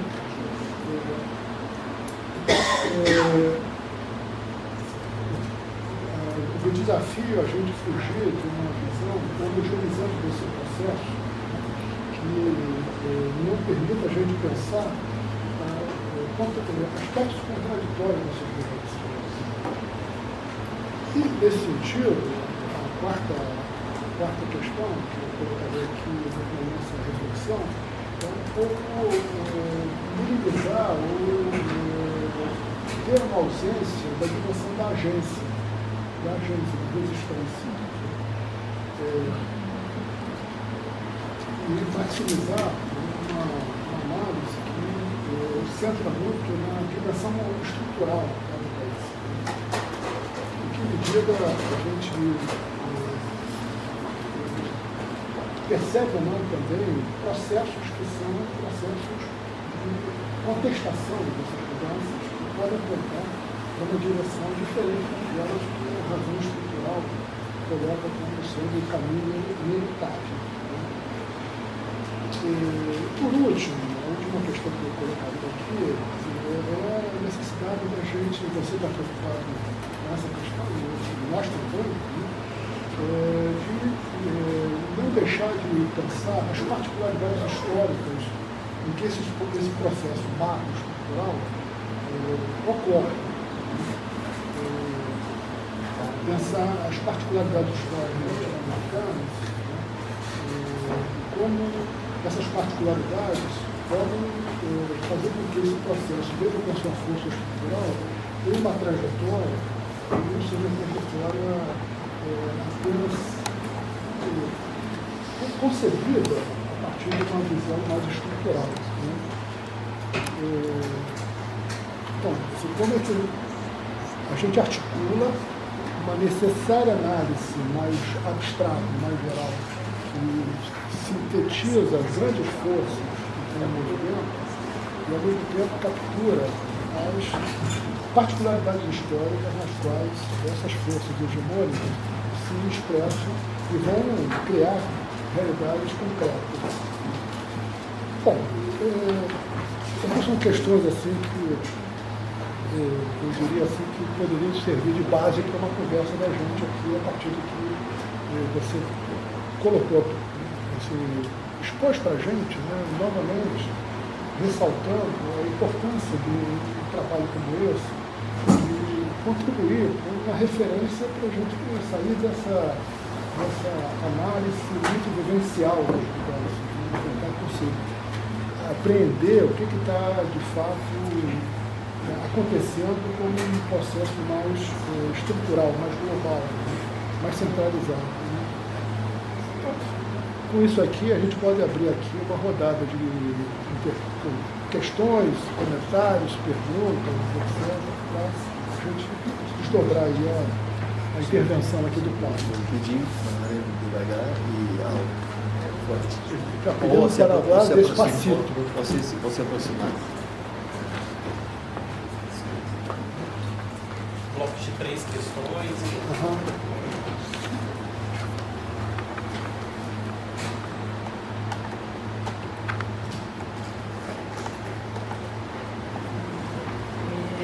Uma coisa que você falou que fiquei um pouco curiosa, ver se você podia falar um pouco mais sobre essa questão dos paradoxos entre a questão do neodesenvolvimentismo que tem crescido na América Latina como uma perspectiva de esquerda, ou de uma certa forma progressista, de enfrentamento a essa questão de enfrentamento a essa questão neoliberal, e aí com esse paradoxo dessa convivência, né, entre o progressismo e o neoliberalismo, com uma naturalização dessa convivência, E ao mesmo tempo eu fico pensando, quando elaborar críticas a essa política, por exemplo, do PT de explorar petróleo na Foz da Amazônia, essas questões do extrativismo, uma reprimarização que você falou, em geral as pessoas trazem a discussão que é da própria discussão neoliberal, né, de arcabouço, do orçamento, e que você precisa, para poder garantir essas políticas de redistribuição de renda, você precisa de uma certa forma de orçamento, e aí entra nessa discussão de que o Estado tem que estar sempre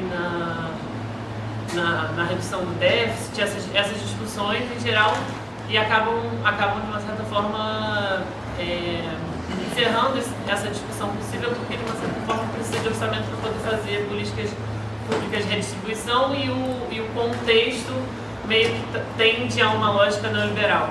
Então, o que eu fiquei pensando um pouco sobre isso é como essa convivência também, de uma certa forma, é imposta pela forma como a neoliberalização é de uma certa forma sistêmica, e como que ou se sistematizou a partir da década de 90 em diante, e aí como pensar um pouco essas alternativas a essa lógica neodesenvolvimentista, que tem uma perspectiva de redistribuição de renda de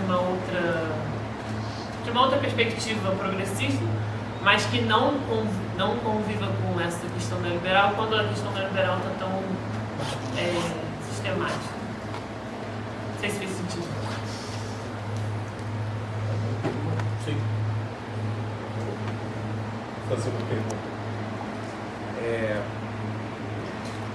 Eu gostaria de te ouvir um pouco mais, Pablo, assim, numa perspectiva, se possível, né, de colocar dentro desse quadro geral, né, de desafios, né, de gestão territorial, das mudanças territoriais, e o que isso implica em termos de reescalonamento dos processos sociais e, por consequência, também do próprio Estado, né, isso o Brenner, né, já nos falava. E eu trabalho, né, a gente trabalha muito com a questão da governança metropolitana, que no Brasil houve um avanço significativo com o Estatuto da Metrópole em 2015. Abre-se um cenário de arranjos institucionais para nos auxiliar nessa gestão, nessa governança metropolitana, ainda muito incipiente no Brasil, mas fico me perguntando qual é o lugar das metrópoles e da governança territorial metropolitana nesse cenário, né, onde o urbano metropolitano me parece se descolar, uma definição, né, de fenômeno metropolitano que parece se descolar de uma conurbação, né, puxados, né, por um fenômeno de conurbação, para uma urbanização mais ampliada, né, desconectada territorialmente, mas num espaço mais fluido, né? Como é que você tem trabalhado essa necessidade, né, de a gente pensar as governanças territoriais, né, conectando os poderes locais nesse novo cenário? Por isso, o urbano metropolitano me parece explodir, né, e transpor as barreiras político-administrativas. Mais alguma? Acho que eu tenho uma questão. Você falou sobre essa questão das novas centralidades, né? E assim, eu queria, né, saber assim, como que esse deslocamento das centralidades reproduz um sistema de centro-periferia, né, em relação não apenas da periferia metropolitana em relação ao centro, mas também da periferia, perdão, não apenas da periferia da metrópole, mas também da periferia metropolitana, né, dos municípios que se encontram aí na franja metropolitana. Como que esse deslocamento das centralidades, né, ou essa descentralização, essa produção de novas centralidades reproduz o sistema de centro-periferia, né, da exploração. Olha, se não há mais questões, a gente pode passar a palavra para o Pablo, porque a gente tem um limite de até 4 horas aqui para essa atividade. Tá certo? Podemos passar aqui para o Pablo?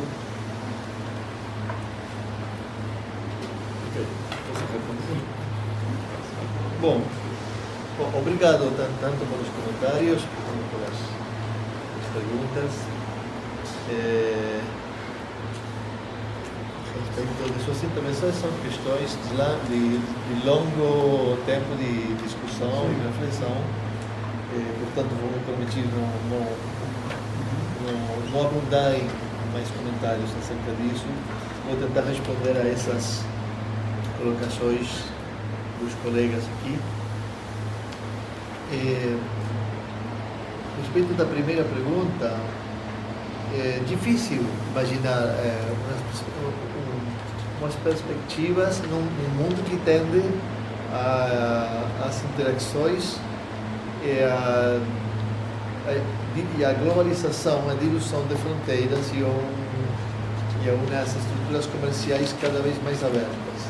Se bem nos últimos anos se falou-se bastante em muitos âmbitos de processos de desglobalização, no sentido que há uma certa recomposição dos Estados nacionais, o protecionismo norte-americano seria um caso extremo, mas de outro lado, inclusive do outro lado ideológico, é a China que mais promove essa abertura comercial e as trocas comerciais de larga escala. Nesse contexto é difícil imaginar um tipo de desenvolvimento como aquele primigênio dos anos 60, aquela estratégia de desenvolvimento de tipo cepalino, da CEPAL. Porque, na verdade, que não pareceria haver espaço para isso. Hoje, o que eu vejo aqui no Brasil, que tem a ver com agronegócio a larga escala, com a mineração a larga escala, tem a ver com a colocação dos produtos brasileiros no mundo, não para o consumo da própria indústria brasileira, principalmente. Mesmo acontece, vem que falar da energia, né, da produção da energia. Na Argentina acontece o mesmo. A Argentina tem possibilidade, se não fosse pelas particularidades políticas da Argentina, seja do lado progressista, do lado neoliberal, ultra neoliberal, das dificuldades do sistema político argentino para sair desse círculo vicioso de crises e de contradições. Mas, na verdade, governe Cristina ou governe Milei, as apostas, aquilo que é mais olhado como possibilidades de desenvolvimento tem a ver com a energia, tem a ver com o fracking na cuenca, na bacia de Vaca Muerta, na província de Neuquén.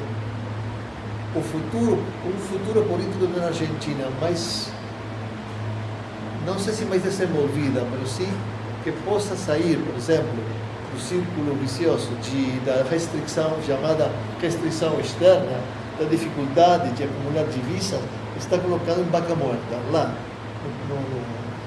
na bacia que está sendo explorada a partir dessas novas tecnologias de fracking, que são extremamente agressivas. Então, a estrutura do poder mundial nesse momento impede, a meu ver, sou um pouco pessimista nesse sentido, impede olhar um desenvolvimento ao tipo dos anos 60. Uma industrialização substitutiva. Por outra parte, não é a industrialização que está hoje sendo o setor, pelo menos da indústria tradicional, concebida tradicionalmente. Hoje, temos que redefinir o que é indústria. Não?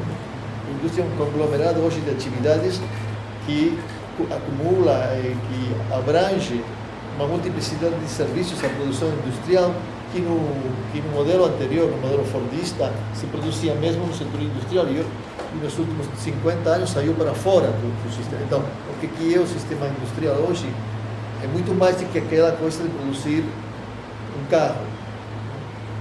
Então, primeiro teríamos que definir o que seria um processo industrializador. Por exemplo, no discurso desses dias na Argentina, a oposição a Milei fala justamente de industrializar, porque a política de Milei é fortemente desindustrializadora, mas é uma questão conjuntural.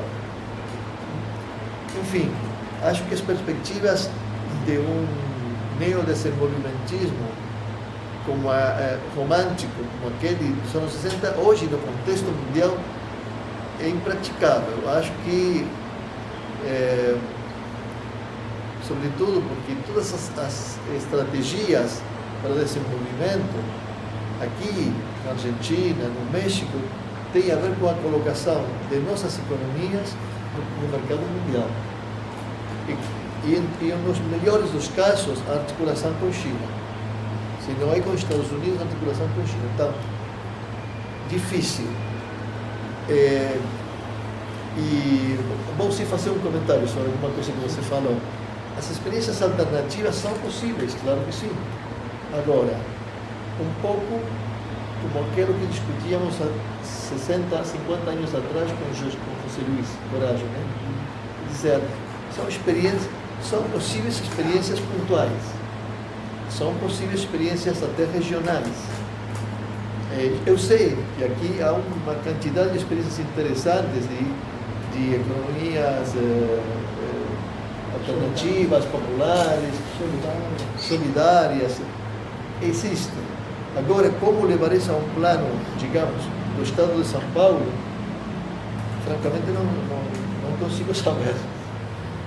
E mais bem, se me apura, eu sou pessimista nesse sentido. Como o Brasil, a Argentina, o México podem ter nesse contexto, pelo menos nesse contexto internacional. Outra coisa seria se o contexto internacional mudasse radicalmente. E, em todo caso, vai muito depender dessas possibilidades, ou que coisa pode surgir no contexto dos BRICS, das grandes economias da periferia do sul global. Eu não gosto muito dessa expressão, mas às vezes é didática, né? Bom, É cômodo, né? é cômodo. E, segundo ponto, a questão da governança em territórios mais amplos, né?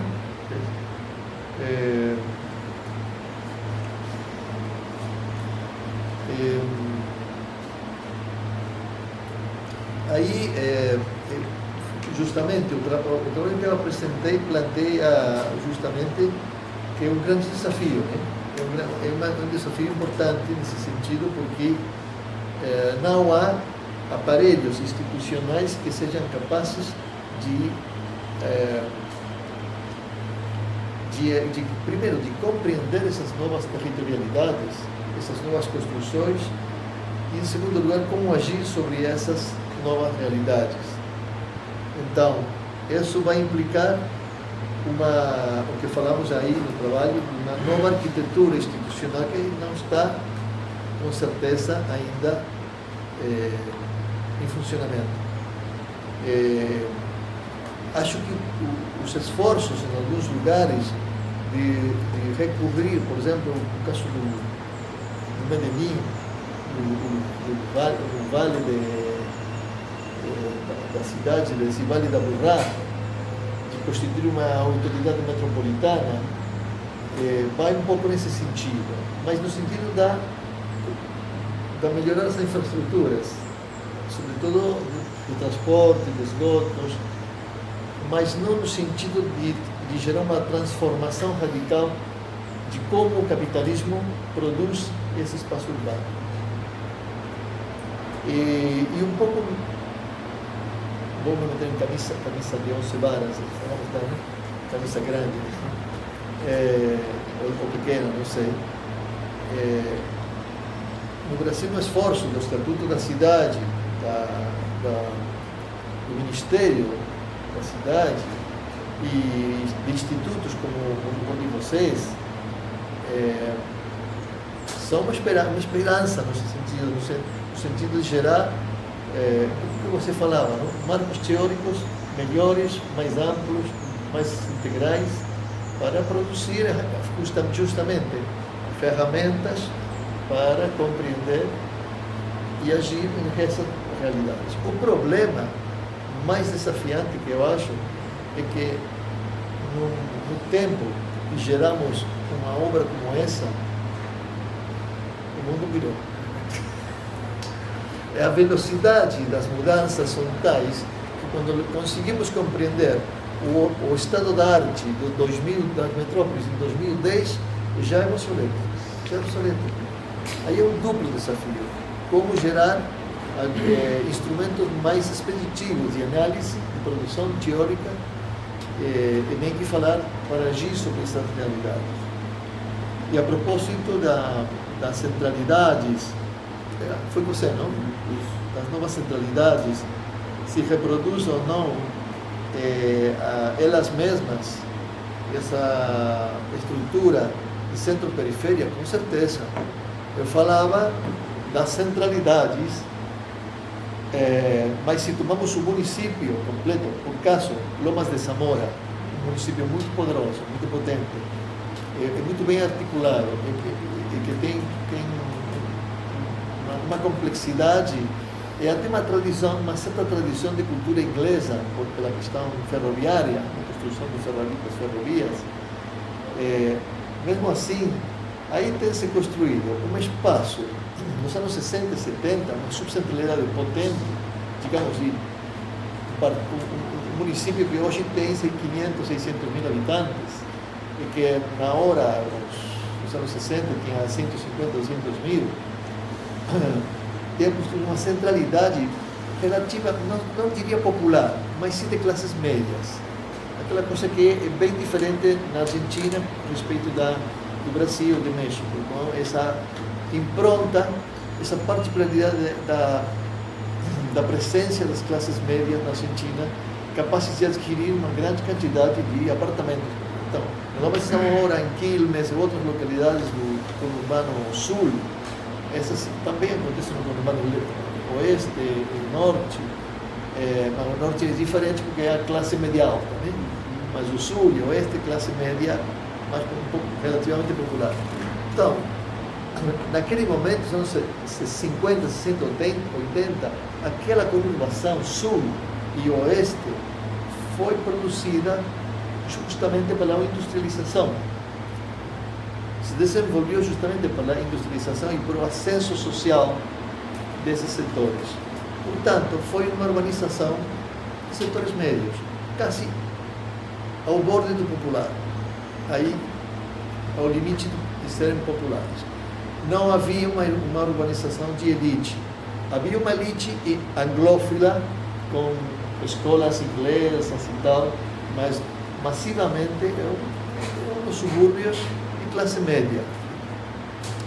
O que hoje se desenvolveu, esse reforçamento, essa revitalização, está dirigida a uma classe média um pouco mais pretensiosa, sim? E que consome produtos urbanos, cafés, bares, restaurantes, até escolas, universidades, bastante mais sofisticadas. Mas essa é uma parte. A outra parte é que, entanto, aquele primeiro processo, nos anos 50, 60, de urbanização, e aqui, dos anos 90 até 2025, o que mais cresceu nesses municípios é a periferia pobre, as favelas, as villas miséria. Então, claro que há dentro do próprio município uma estrutura centro-periferia que tem se reproduzido, mas tem se reproduzido sobretudo a partir da ditadura dos anos 70, 80 e sobretudo a partir da primeira experiência francamente neoliberal que teve a Argentina, nos anos 90, com o governo peronista neoliberal, com tradição se há uma de Carlos Menem. reivindicado fortemente pelo Milei atualmente. Não sei se respondi as perguntas todas, mas é o que posso dizer nessa hora. E